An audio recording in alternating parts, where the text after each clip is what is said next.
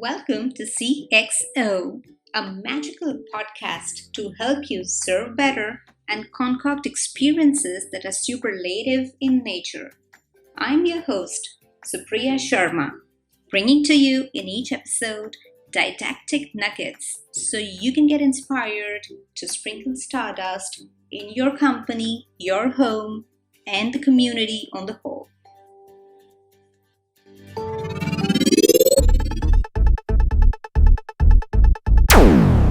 See who we have on our show here today. We have Adrian Swinscoe, who's an aspirant punk, a customer experience thought leader, best-selling author, and a huge fan of organizations that do great things for their customers. And he's also been helping them in ways as different as consulting, writing, speaking, workshops, and advisory in areas of strategy, customer service, experience, customer insights, marketing, and business development. And when not into this, you could find him rock climbing. So he's a keen rock climber as well. Welcome to CXO, Adrian. Hi, Supriya. Thanks for having me. I should mention actually that I sort of call myself, I should be probably a former rock climber, although I may kind of go back to it because given what's happened over the last kind of couple of years, I haven't actually done a lot of rock climbing and I spent more time out on my bicycle. But yes, I used to do a lot of, I do a lot of, or have done a lot of rock climbing, and hope to get back to it at some point in the future. Oh, nice. So is there some connection between rock climbing and customer experience? No, none. Okay, because I was curious about your introduction saying you're an aspirant punk. Well, I don't know what exactly a punk is, but yes, what I can recollect from some time I read was punk refers to a music genre, maybe from 1970s or so. Is that something to do with the punk CX or the aspirant punk, as we call you? Yeah, so I kind of say I'm an aspirant punk because I don't want to claim to be a punk like in completed form, and therefore it's a bit like, say, being a if you're a fan of Star Wars, where somebody can talk to you being a Padawan learner or something, but you're learning to be a Jedi, right? And you're not quite a Jedi until you're a Jedi. And so I'm a bit like, I'm an aspirant punk in this sort of experience sort of space because I'm always going to be trying to get there, as it were. It's an evolving thing. But I'm also a fan of punk music. I'm not old enough to be an original punk. I came to it more in the sort of early to mid kind of 80s. So I'm more of a post-punk sort of kind of guy, but I still love kind of punk music. And punk music and its approach and where it came from is the thing that has inspired this whole sort of thinking around punk CX and why taking a more punk approach to customer experiences, I think, is important and also needed. Exactly. Taking a punk approach to customer experiences. Where, how, and where is it taking to next? Well, so if I roll back a little bit, I think that the story behind it is that I've been looking at this and researching and thinking about it and agitating, if you like, for better outcomes from organizations for a while now. And I remember speaking to a friend of mine a couple of years ago, actually more than that, it's actually probably nearly 4 years ago. And over a couple of drinks, we were talking about the state of the experience space. And I was excited and enthusiastic about the level of activity and focus in the space, but also frustrated about the level of significant and positive progress. Mm-hmm. And it made I blurted out this idea that I wish that somebody would do something a bit more punk. Now, that was when I said that, what I meant was that I wanted people to do something a bit more that stood out a bit more, that was a bit braver, that had a bit more heart and a bit more sort of like, I don't know, a bit more force, a bit more power to it, as it were. And it made a difference. And it made me think about where punk came from and whether this was just me reacting to it or whether there was something kind of in that.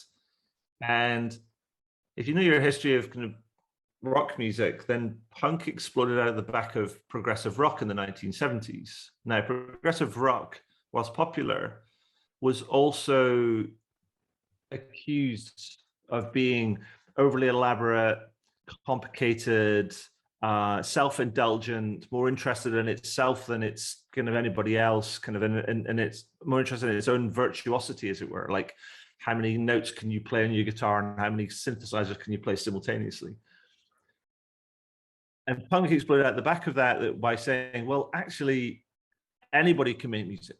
Anybody can make rock music. And they had this very much a DIY democratic approach. And it was more about, done with all heart, all emotion, and dared to be different. And also was okay with the fact that not everybody liked it. And it struck me that there's parallels between that kind of movement and customer experience, because it struck me that customer experience was starting to share, similar characteristics as progressive rock did in the 1970s. That it's becoming overly codified, certified, benchmarked, frameworked, metrics, etc., ad nauseum. And it made me think, well, if that's true, if it's sharing the same characteristics as progressive rock did in the 1970s, and punk rock exploded at the back of progressive rock, then what would a punk version of customer experience look like? Now, the interesting thing about that is that this is just about, I started to explore that, wrote a book about it, came out in 2019, and it's not like a normal business book where it's all black ink on white pages and stuff. It's like this. It's kind of like full color, and it's very short and very punchy and to the point. It's not about providing an answer. It's about asking questions and daring people to do different sort of things to produce better results. And that, which is the same as punk music. Punk music was not an answer to anything. It was more of a mindset rather than a method. And it was about the individuals to try and make their mark on the world. And punk is a movement, not just a musical movement, but as a social movement, as a way of thinking around breaking beyond the bounds of what we consider normal or the status quo, is something that still resonates and has resonated over the decades since kind of punk first emerged in the 1970s. And so that was my sort of thesis.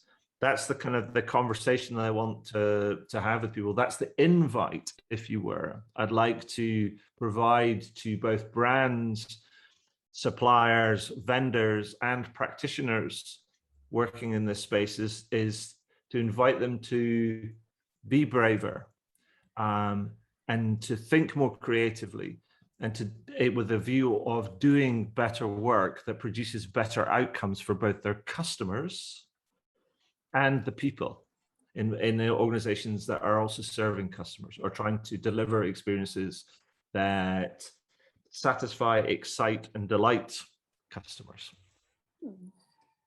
That sounds like a very innovative way of looking at customer experiences, braver, more unconventional, and something different. And you mentioned two words here. You said it's more of a DIY thing, and then it might not be liked by everyone. So when we say it might not be liked by everyone, do we also include the customers in that list? Because ultimately we are existing for the customers, and whatever we do, we want our customers to like it. Sure, but the problem that we can have with that is that if we end up trying to please everybody, we end up pleasing nobody. And then what we end up doing is we end up sort of almost like, we can end up falling into the trap that we end up trying to change everything to make it acceptable to everybody. And in doing that, we end up creating something which is sort of suboptimal.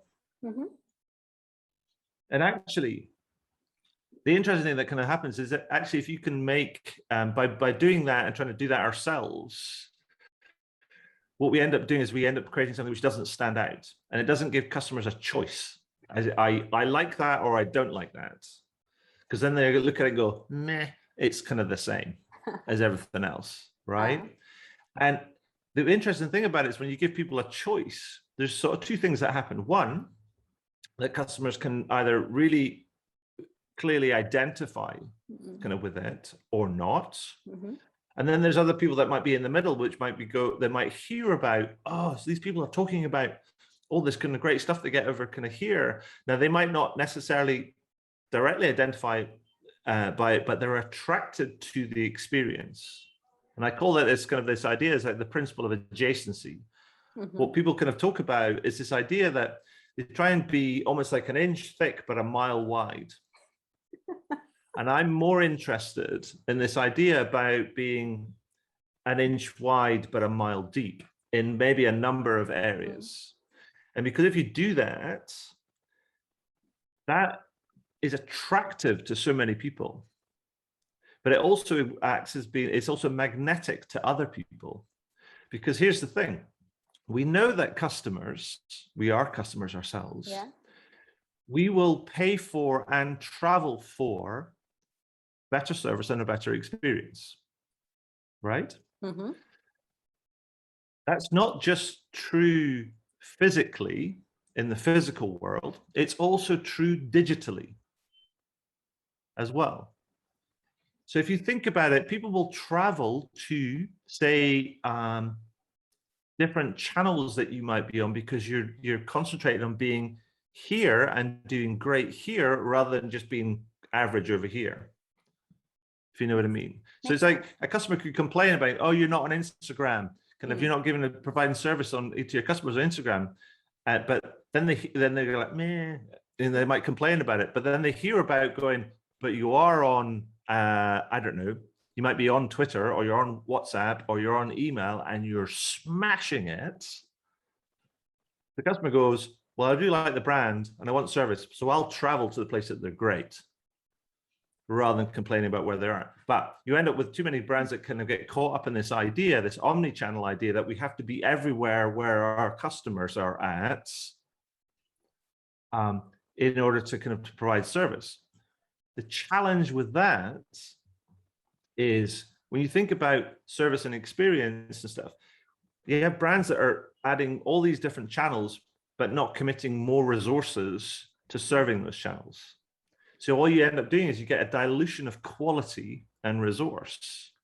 So I'm a big advocate of saying to people, well, why would you want to be average at a lot of things rather than great at a few things? Because being great at a few things means that you're great at a few things, but you also kind of get this, like they have the chance to create this magnetic attractiveness for customers, because the reputation then grows from that. If you're going, I'm smashing it here, here, and here, that just kind of resonates and radiates out into the world, and customers will hear about that and find it and benefit from it, rather than just being meh at a bunch of things. Well, yes, I can relate to it because at some point in time, I've had interaction with brands and great international brands that way, who have presence across all the social media channels. But when you have a problem as a customer and you want to reach out to them, I try 1, I try 2, I try 3, but still I'm not able to reach out to them and I never get a response from them. So yes, I can very well relate to what you're saying. And that also leads into this aspect of personalization in a way.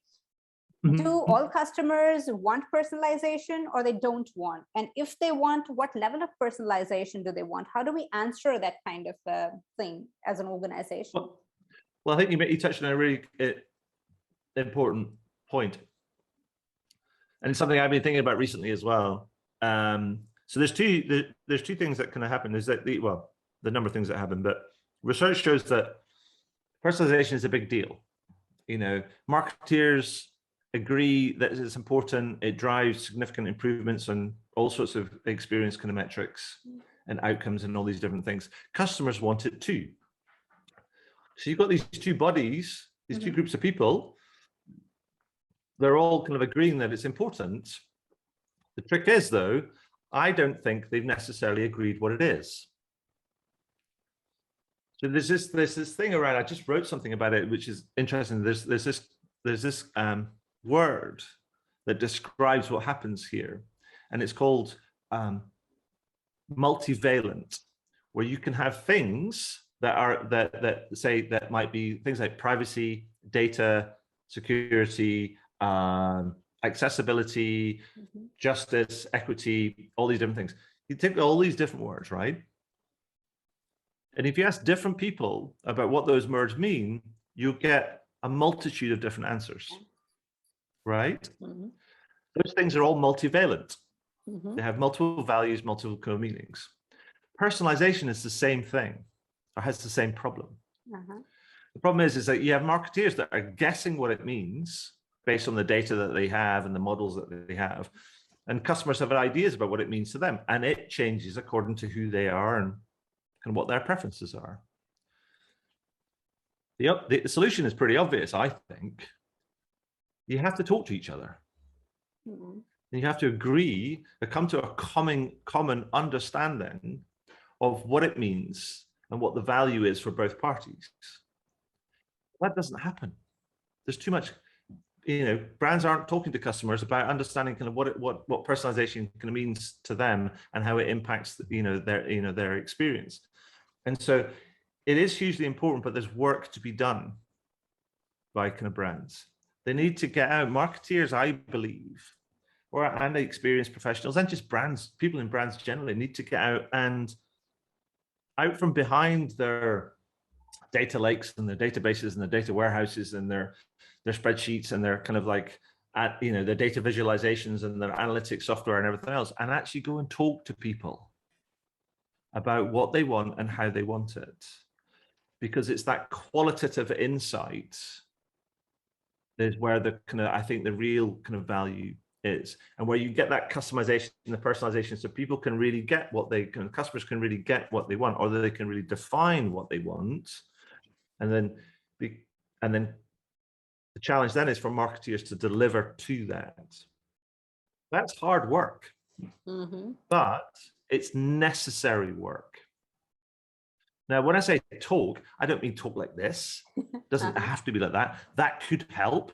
That might be a part of the process that helps you define what further talking at scale means. But you have to go out and find it. Otherwise, you're just guessing. And so there's more work to be done. Absolutely. And when we say brands talking to their customers, mostly it's through digital channels these days, which is fine. That's how we take it to be.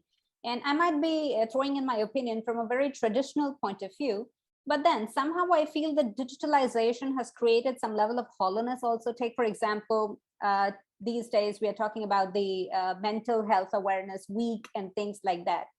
So brands are definitely interacting with their customers, but I feel somehow it's just one-sided, as in the brands throwing competitions, putting out contests there for customers to participate in order to engage the customers. But that is some level of interaction, okay, but that's not the real talking. That in no way asks what the customer actually wants from the brand. That in no way asks what the customer actually expects as an experience from the brand. So how can we make that experience more, deeper, just as you said, maybe just an inch wide, but a mile deep? Well, I think it comes down to the idea that, you talk about brands interacting with kind of customers, and you're like, okay, fine. But are they really talking to them? Are they really listening to them? Are they really going further in and exploring kind of what goes on behind the data, as it were? There's a favorite quote of mine, comes from this guy called, forget his name. I think it's Joseph Krzyzewski. He's a Polish-American linguistic scholar. And he said, the map is not the territory. And the problem is that what I think he means by that in this context is marketers are relying too much on the data to inform them about what the territory is really like. But what we know is that customers are not just their data. Their personal stories and their preferences and their nuances and their things that they kind of go through and their context and all these different sort of things are not necessarily captured in the data. And to find that, the difference, the idea of kind of what the individual's territory is like, we have to go and find out. We have to go beyond the data that we can collect to add that additional kind of insight to be able to get closer to that. That does require us to go out and talk in inverted commas to our customers, but also really listen to them. We can ask for their feedback. We can ask them what, say, personalization means to them and what they would like to see, and then we can figure out, does that make sense for us as a business? How can we do that the most effectively? And then we can go back and we can start to, to test and, well, start to show that we're listening and then acting on that feedback and then trying to test kind of like solutions that might work for this. And it becomes an iterative kind of like process rather than a one and done, here's another campaign, fingers crossed it's going to like work, hope for the best, as it were. And that's hard work, and it's complicated to do it at scale, particularly for big brands. But I do think it's possible to go kind of do to that different sort of like level. And that is the prize in all of this, is if you want that customer engagement, if you want that loyalty, if you want that advocacy, if you want all those different sort of things, that's the sort of level of work that is required, I believe, to lead, to be number one, and to be sustainably number one. Right. And listening is a very powerful word that you used here, because generally brands are talking to their customers, okay, but then listening is what is actually required in order to provide that experience which the customers are looking for, which would actually make them advocate your brand and go out there and spread a great word about your brand. Okay, just last week we clicked on the customer experience day and there was a whole paparazzi around it. As a punk, or as an aspirant punk, if I say it out correctly, how would you challenge the brands to revolutionize their customer experiences in specific with regard to the customer experience week or the customer experience month? So first of all, so I participated, I was invited by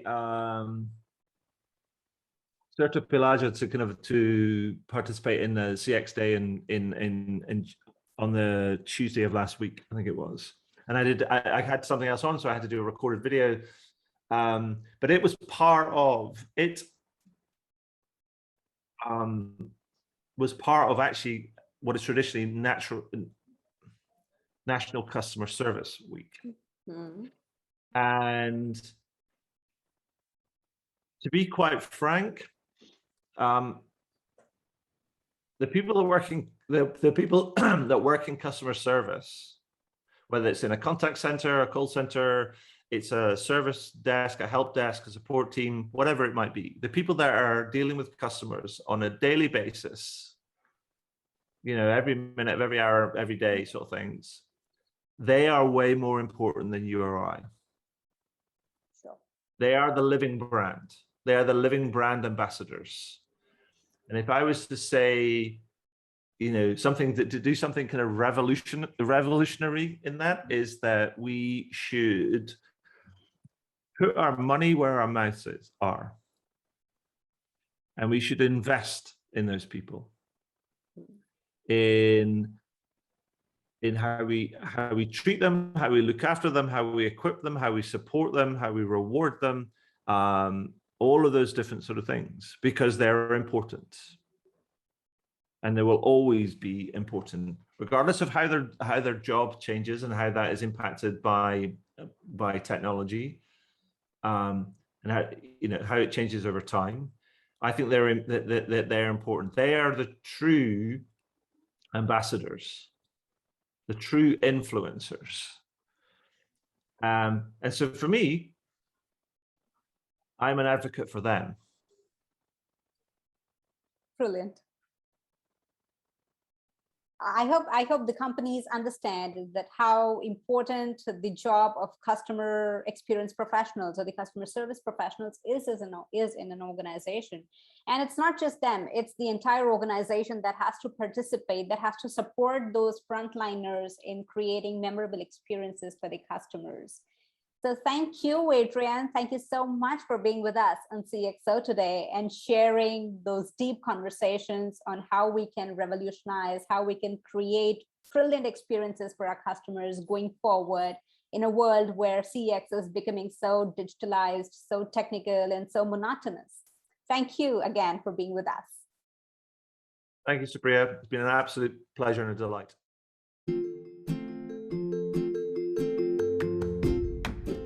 Thanks for listening to CXO with your host, Supriya. I hope you enjoyed a dive into the nitty-gritty of customer experience. If you are committed to applying these ideas in the real world, stay tuned with me. Don't forget to check out all the links and resources in the show notes. That's all for this episode, folks. See you next time.